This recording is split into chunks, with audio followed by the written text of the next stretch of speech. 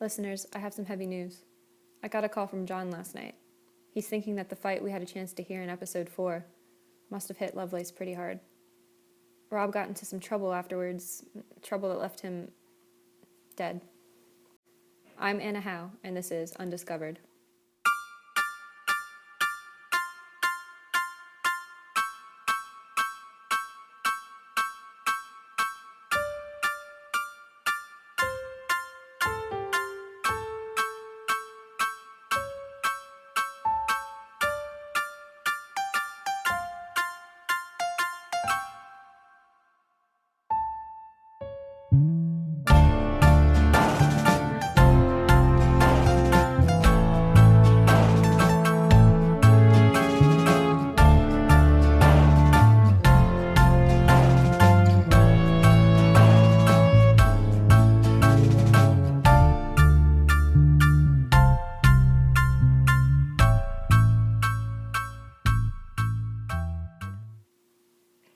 First off, a big thank you to all who have followed me on this journey so far.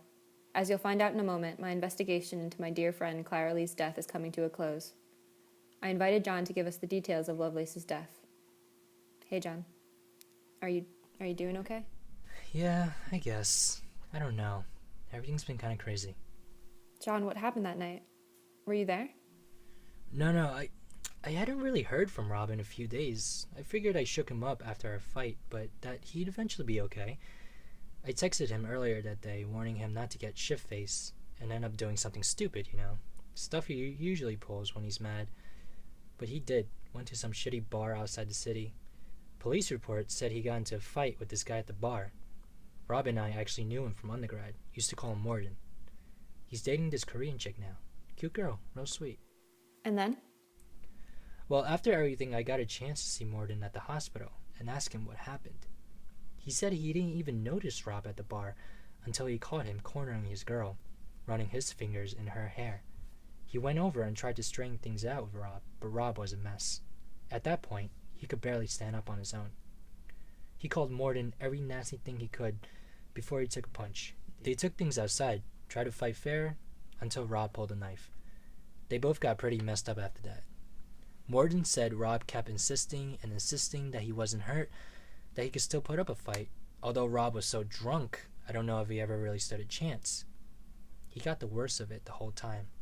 Someone saw him throw up a couple times before he passed out. I think that's when the cops came. You saw him at the hospital, right? Yeah, he was a mess. Did you get a chance to speak with him? Yeah,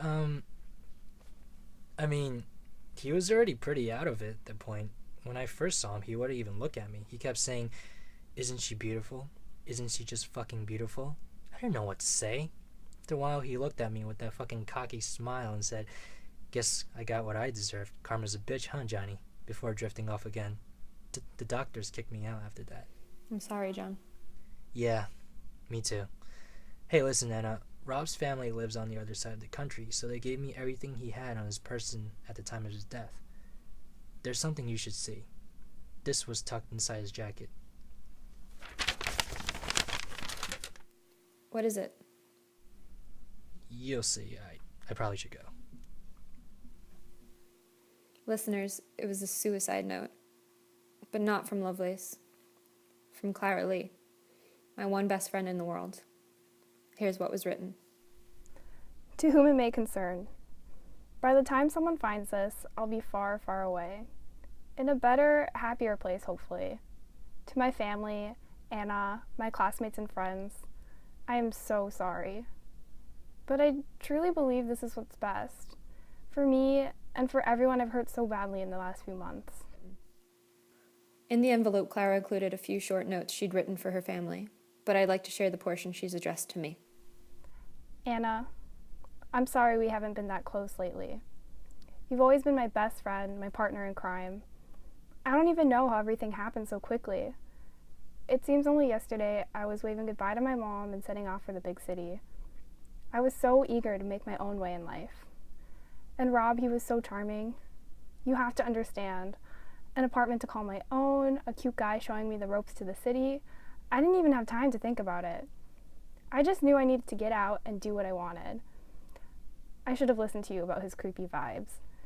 Rob started going a little overboard with all of the flirting and the fake proposals and the jokes about green card marriages, but I thought I could keep him at bay until I figured out a way to get a job and move out. Who else is going to fix this for me? I mean, certainly not my parents. God knows what Tay is doing. But Anna, please don't blame yourself. You're a student, floundering just as much as I am. I got myself into this mess, and I sure as hell am going to get myself out of it. Remember when my dad found out about him and cut me off? Up until then, I really thought I could keep him under control. Until that night. How could I have been so stupid? I can't stand myself. I'm so disgusted I can't even look at myself in the mirror. Now it's obvious where I've gone wrong. When I think about the things that they would say back home, it makes me go numb. I won't ruin my family's name any more than I've already done. But for everything in the world, I can't keep suffocating in this damn apartment. I've tried everything I could to force the feelings down, to find another way to fix everything. But I'm so sick of trying, Anna. I hope you understand. I looked it up. It's only a few short hours of suffering, and compared to how everything has been going lately, it's nothing I can't face. This way, no one will ever have to worry about me ever again. I can be happy. I'll be free. Don't forget me, Anna. I know you'll do great things. With love, Clara Lee. Clara. Lovelace was the one who found her. He was the one who brought her into the hospital before she... They say it was a painkiller overdose. The nurse said when Clara came in, she barely had any spirit left in her, but that she kept telling Rob to get out of her sight. She died shortly after Lovelace left. I was the first one to see her after it happened, but it all makes sense now. These letters, this is it. This is what I've been searching for. I just can't believe he had been carrying this around the whole time. So what's the story? Clara Lee, a bright, spirited, and compassionate young woman, is sent over to NYU for the sake of her family's business. She excels in her studies, falls in love with New York, teaches underprivileged children in her spare time, and becomes great friends with me, Anna Howe, until the pressure gets to be too much from her parents. That's when Clara decides to sublet a room from Robert Lovelace. She thought her own apartment meant she could make her own rules, her own decisions. But now we see that she's fallen into something much more sinister. Rob had always had his eye out on her.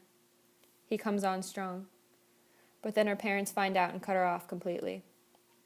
Our Clara is left alone, in pain, and in the hands of Lovelace. He finally takes advantage of the situation. And soon after, Clara feels she is left with a very limited amount of options. I finally found the answers to what I've been wondering about Clara's death for so long. So what's next? I don't think I'll submit anything to the police. What's the point? The one man who could have been held responsible has already paid the ultimate price. He can't hurt anyone else now. And I guess in the last few months he had suffered too, in his own way. Although we'll never know every detail about what happened towards the end of Clara's life, knowing I've done something to clear up the tragedy of her death gives me some sense of closure. I hope that by sharing my investigation, those who knew her will be able to find that peace as well. Again, I'd really like to thank my guests, the family of Clara, and my listeners for the support I've received throughout this investigation. Finally, I'd like to dedicate this series to the memory of Clara Lee, sister, daughter, best friend. Rest in peace, Clara.